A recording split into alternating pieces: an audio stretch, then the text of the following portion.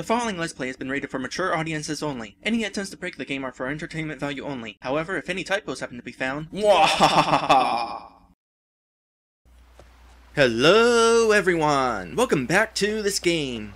When we last left off, I ventured into the most difficult area of the game so I can finish the third and final artist quest. Come to think of it, there were 3 archaeology quests. Is there going to be like 3 of every profession quest? I know we have to find 3 stashes of money for the trading quest. Anyway, something I noticed about this area we're in. You can tell that this is the entrance to the most difficult area of the game. The other 2 land bridges are textured to kind of look like bridges.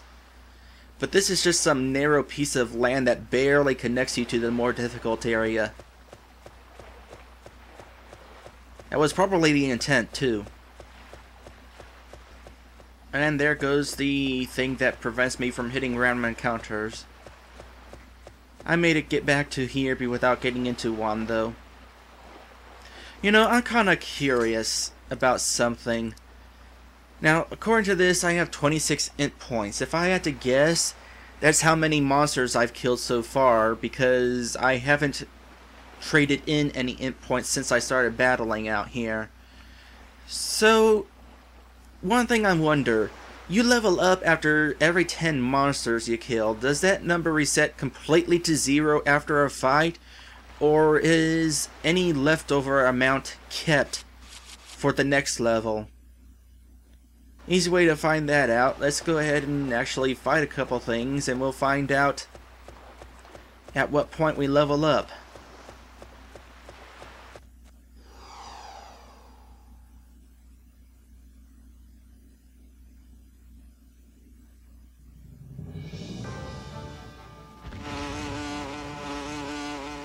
The desert scene looks pretty nice in the night. Also, these enemies seems to be the most common enemies that you'll fight in this area.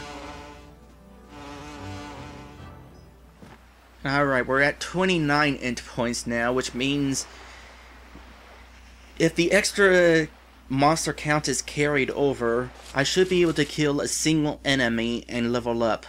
Let's find out if that's the case. You know, I could just go ahead and use this pest lore so that I could get into battle more quickly. But I'm patient enough to wait for that to happen on its own. Then again, I am not patient enough to let battles happen on their own and then have to wait for more battles on their own in the hopes I get that one single enemy.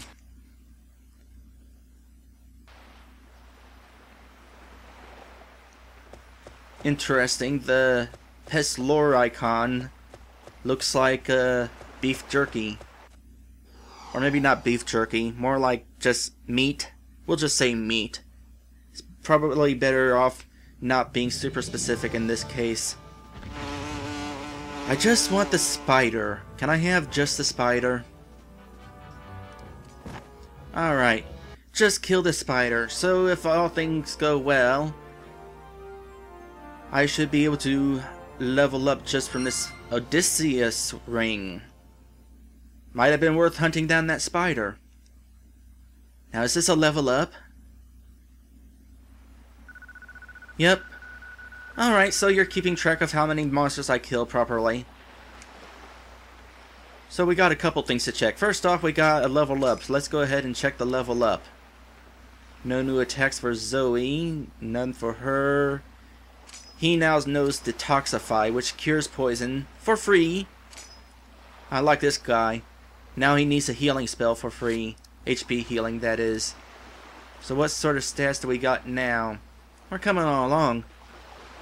You know, Zoe's got enough HP, she could probably withstand one of those second area monster attacks now. Marley, not so much.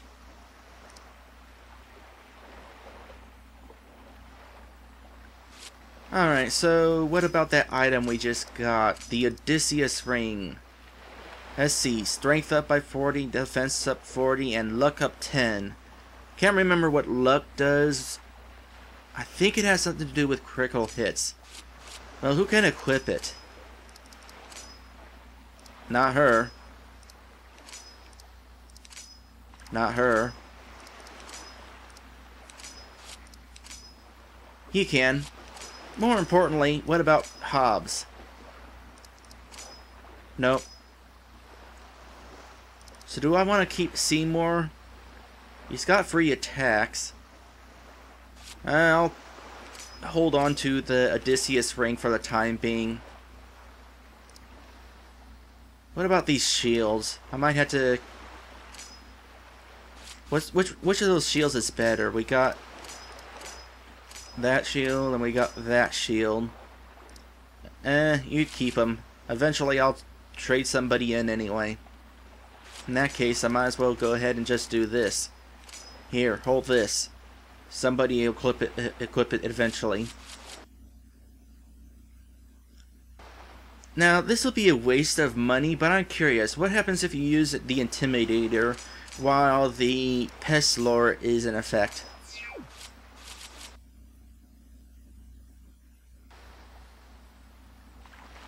Ah, it takes full effect. Okay. Alright, let's finish this here quest. Oh, I am so tempted to do the song that Dora the Explorer does right about now. You did it! I'm so proud of you. I knew you could do it, and you did an awesome job. Everybody is talking about how great it looks. Well, here's your payment for the commission. You've earned it. And not only that, but you're now an official member of the Artist Guild. You moved through the ranks quickly, but your talent was special. If it's anything like being a member of the Archaeology Guild, it means that I just sit around and do nothing now. One moment, I have some gifts for you. So I guess this would be the opportunity to, like, save my game and fix things up to put a new party member in if I was about to grow up.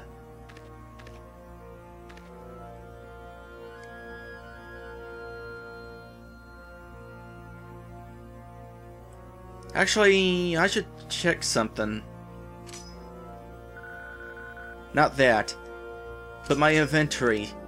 Yeah, I got plenty of space. One thing that should be noted...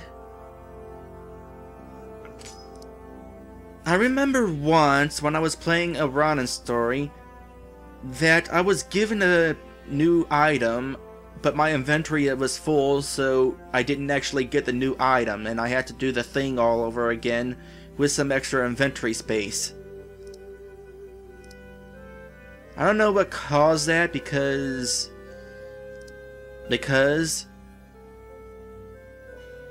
But it's something to keep in mind if you're about to get a reward. Make sure you have inventory space for it.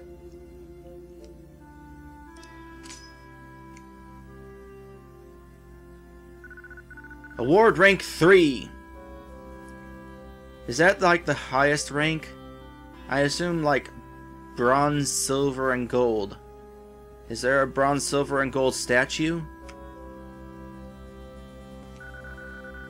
Due to the quality of your work and the fame you've been able to build from your endeavors, I hereby award you the following on behalf of Moyos Artist Guild. Vermilion Staff, Supreme Saint Medal. That sounds interesting. What is that? Thank you again for all of your hard work. Alright, so that's a staff, which means it's probably going to be for Marley. But she's in the back row, so it probably won't be all that useful. Got a really nice attack on it. Maybe I'll throw her in front next time. I mean, the physical attack is okay, but there's also the fact that it has magic attack strength. Kinda curious how that works. Do they add up? That would be interesting. Kinda think of it, Zoe's bow is sort of the same. Physical attack of 46, magic attack of 12. Does that mean they add up? Well, let's see, I was doing about 70 damage. I can't calculate it because I don't know what the defense of that spider and all those other monsters were. If their defense were 0, I would be causing a lot more than 70 damage. No, wait, I leveled up. Well, what was my strength before? I don't know. What is about that other thing I got? Supreme H Metal.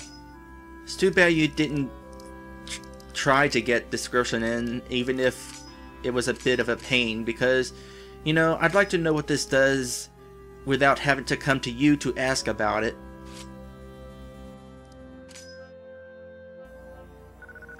Thanks for all the great work you've done for the Artist Guild, and welcome aboard. That's it, huh? I like Aratus's welcome aboard better. Now what?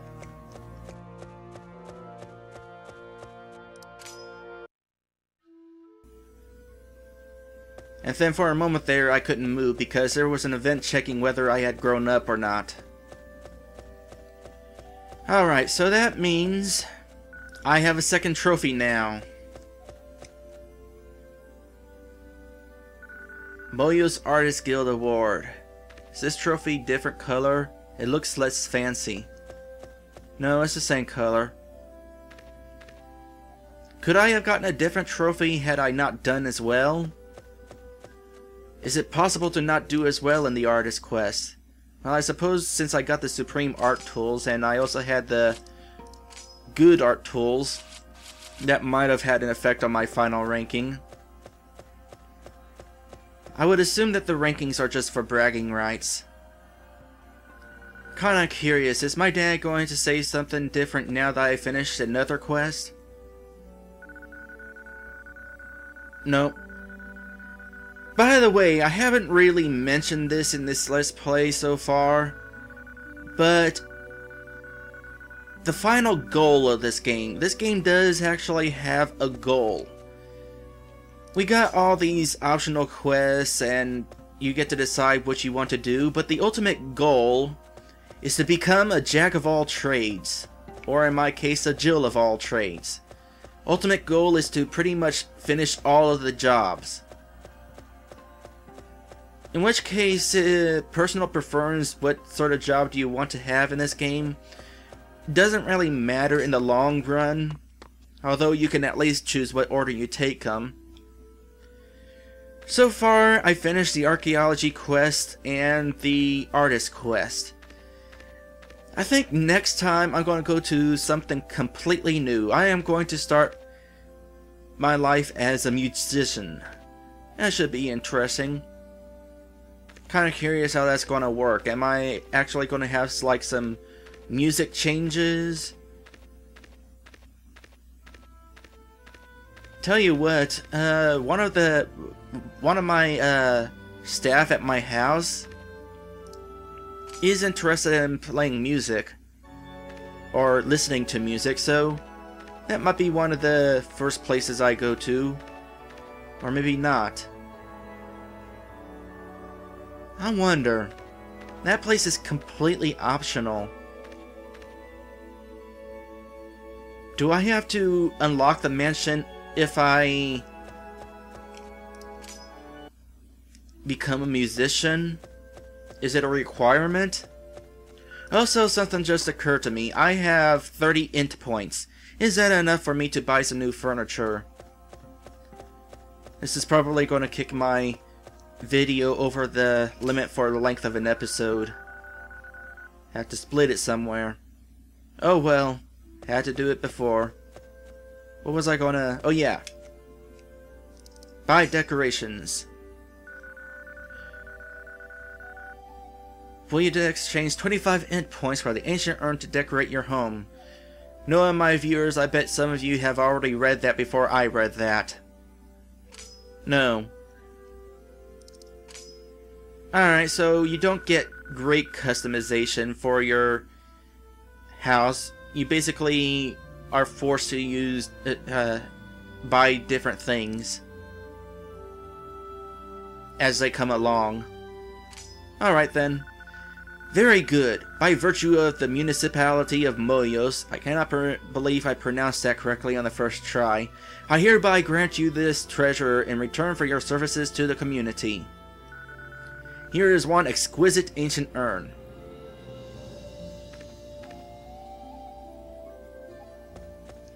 Oh, I gotta place it.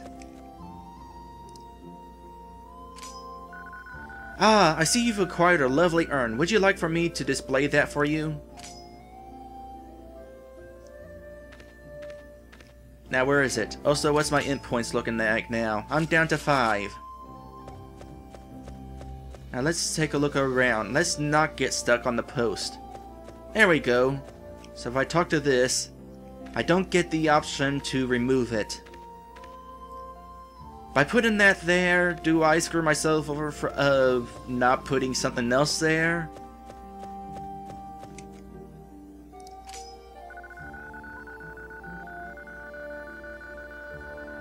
No, I think, I don't know. Maybe next time I get another piece of decorative item, I'll sit on it and find out what happens if I get another piece of decorative item besides it. Anyway, that's the end of this episode. Next time, I'm gonna become a musician. I'll see ya then.